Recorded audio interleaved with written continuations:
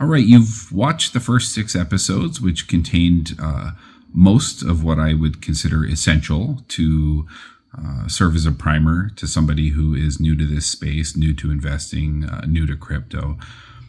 At that point, you could probably piece it together enough to do stuff. But I feel like there's some other discussion points, and I have arranged them on this mind map, which will outline a bit of discussion flow and serve as a reminder to me to make sure that I touch on these points and cover all these things as we conclude the primer series over the next several videos.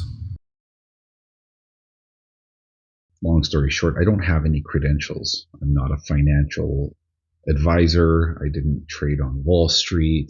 I've had nothing to do with markets for my entire life until 2 years ago when I decided to take a look at crypto. Elon's talking about Doge, so I spent $20 on Doge and I watched the value go down and watched the value come back. And I sold it for break even and patted myself on the back for not taking a big loss.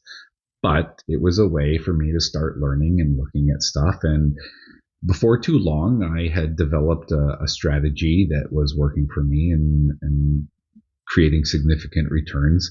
And I started to share that idea with people, and people invested with me, and I had several good months of performance. And then one individual invested a lot more with me. And I started to look at this large pool of money and wondering, why do I have this much money, but I'm only using this top portion?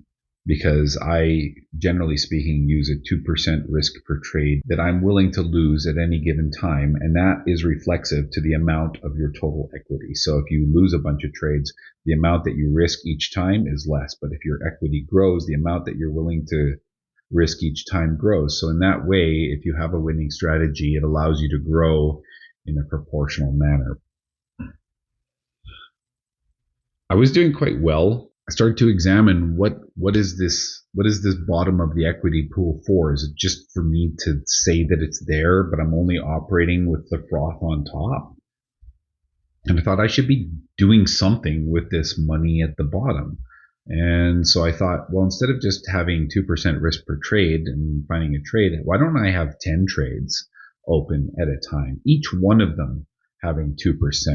With my win rate, it seemed quite reasonable to expect that that would increase how much I was making, like the frequency of how often I was winning compared to how often I was losing. And it was just, it seemed like a good use of my time. I had 10 trades all in one direction when the FTX collapse happened. And the FTX collapse caused a loss of confidence in the entire cryptocurrency market. Bitcoin plummeted, dragging every asset down with it.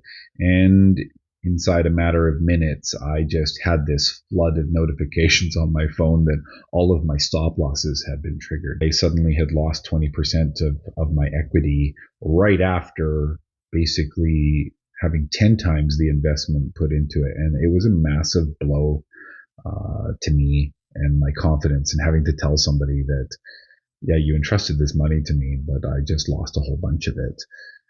We learned from it, and that's the best thing you can do. And to me, that is my credential in this space, is that I sustained a major demoralizing loss and I repackaged it into a lesson, and I consider that tuition